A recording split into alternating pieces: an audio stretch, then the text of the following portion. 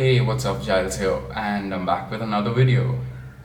It's been a while, I know, but I've been again procrastinating about making this video. But the thing is, uh, yeah, so I just decided to get off my bike, the air bike right over there. Yeah, I decided to get off the air bike and sit down and make the video and not think about it anymore. Even right now, my mind is going faster than what my words are coming out of the mouth, what words are coming out of my mouth, but it always gives you a little bit of goosebumps, right? Talking on camera like this, but it makes you like a little uneasy. Let's hope I get better at it and I stop fidgeting and I stop moving my lighting and I stop whatever. All right. I'm also going to keep these videos as raw as I can keep them. And I also know that a lot of friends, even though a lot of people told me like they like me putting up videos like this and they like the thought process and everything, but long format videos usually do not work on any platform. I honestly don't care. I'm just here to talk about what's on my mind, and in all honesty, long format videos is something that I usually listen to a lot of, to be honest. I thoroughly enjoy listening to podcasts. I enjoy listening to people talk about things that they've experienced or gone through in life and learning from their experiences. And hopefully, the thought processes that I put out here could help you overcome some situations or open your mind into thinking on a different avenue or just thinking differently, or it could be a complete waste of your time and you'd be like, Giles, you're full of shit and what he's saying is entirely wrong, which is also okay. So that being said, I want to talk about entitlement today. All right, and I want to start by saying that in life we are not entitled to anything. All right, you're not entitled to anything in life. All right, I feel like entitlement usually attaches an emotion into your expectation, and the moment you start doing things emotionally, it's extremely downhill. All right, and I'm going to keep these videos very raw. I'll be honest with you, there's a lot of distraction around me, like my mom's on the phone outside the room and she is really loud on the phone. And there are things happening outside, but you know what, I don't care. I'm here right now. I'm not entitled to the quietness. I'm not entitled to, you know, not having disturbances happen just because I'm sitting here and making a video. All right. So I'm just going to go by that thought. I'm going to be letting my thoughts just flow. I do not know how long this video is going to be, but it's just me talking. So getting back to the topic, I feel like when you attach an emotion into expectation, it's usually very down. We always think on the basis of, you know, I've done this with my life, so I expect this to happen. Or I'm taking myself for example, and this is something I tell a lot of people regularly. All right, it's just because I am living a healthy lifestyle and I try to be as healthy as I can, and I try to do everything that I can do to hopefully take care of myself and, you know, perform well, and that's what she said. But anyway, and hopefully like perform well and, you know, be as healthy as I can. I am not entitled to that health. I could still get up tomorrow with some random genetic condition that could give me some random form of, say, cancer, or I could fall, you know, my heart could just stop beating when I sleep in the night and I could not get up and have tomorrow. And that's completely okay, because regardless of what I do, I can't put an emotion to it. I can't say, oh, just because this has happened in my life or just because I've done all this, I expect to be healthy or I expect for this to happen. And the moment you raise that expectation and you feel like, you know, you're entitled to a certain way of life, it ruins you. All right, that's what usually gets people down, and that's what usually gets people to be sad and depressed. And I'm not saying that that's the only cause, but that's a cause of these emotions. I feel like personally the only thing that a person is truly entitled to is the right now and what they do in the right now.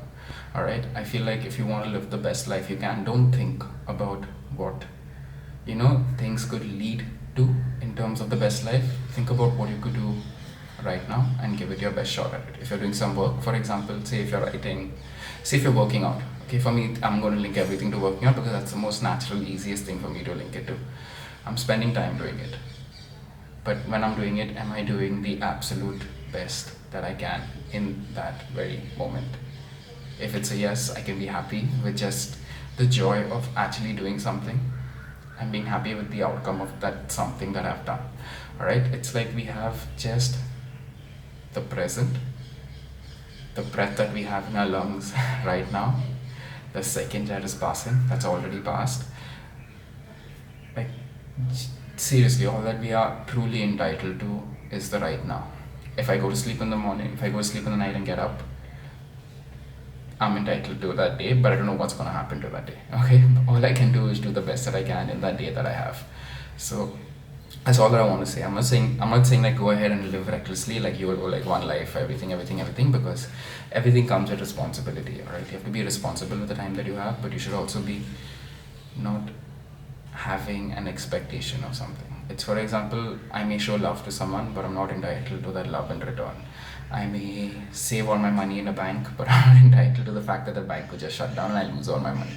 So the moment you attach an emotion to something, it's what usually wears you down and what usually kills you. And yeah, that's pretty much it, man. I don't think I have any other notes based on this topic, but it's just something that's on my mind a lot. So I'll tell you a little of history of myself also. Like, for the longest time in my life, I was very upset with a lot of things and how they go on, because I'll be honest, it's like when I used to go to the parks earlier and I should like practice my ground movements and like crawling on the ground and everything like that. And this was like around 17 years ago now, 16 to 17 years ago. And nobody knew what animal movements were, nobody knew what parkour was, very few people knew what functional training was. And when I should go to the park and I should practice like crawling on the ground and all, people used to be like, "Hey, kutte," or "Hey, this, say that, hey," whatever. But and after years and years of doing it, I realized that when I go to the park now and I end up doing those movements and I end up crawling out, people are like, "Oh, you're doing bear walks, so you're doing this, or you're doing that," and like, there's like that education that's kind of come in somehow.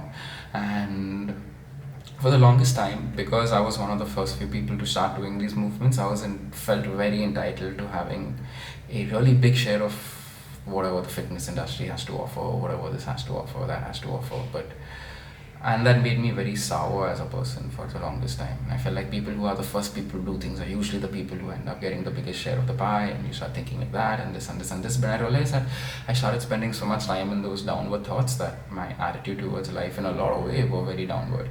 And after thinking about it, after internalizing about it, I realized that, you know what, Giles, you're not truly entitled to anything. Sure, you were doing those movements in the park, but that's okay. You did those movements in the park back then, not thinking that you deserve this in return, or you deserve that in return, or you need to get this, you need to get that. Back then, when you started doing it, you just did it because you loved doing it and you wanted to do your best while doing it. So such as, why not go ahead in life and do the same thing? If you have even one client, why not give them your 100%? You're not entitled to like 10,000 clients. You're not entitled to whatever XYZ. The only thing that you're truly entitled to is what you do right now, how well you do right now, not thinking about the gift you get in return for what you do. So, and I felt like the moment that happened, there was a switch that went off, and I just started getting this inert inside peace and calmness and a little bit of zen, where you're not doing things because, oh yeah, I need to do it because I need to show this person this, or I need to do it because I need to do this. So there's no ego that comes into what you're doing. It just comes from a place of doing what you're doing because you love doing it. And I feel like that's the place where you want to be mentally, physically, emotionally, spiritually, right? Seriously, all that we have is the right now. Like, even while making this video right now, I could pause the video and I could I could drop dead. I'm not entitled to anything. And a lot of people think it's a very depressing way to live, but in my opinion, I feel it's the best way to live, because you make really good use of the time that you have. You make really good use of the moment that you have, or moments that you have spending with people and everything. So even if I end up spending time with someone, I know that I truly want to be there with that person and experience that, and give away moments of my life as currency to spend being with that person. So that's how I go about seeing things right now. I go about seeing things right now as present.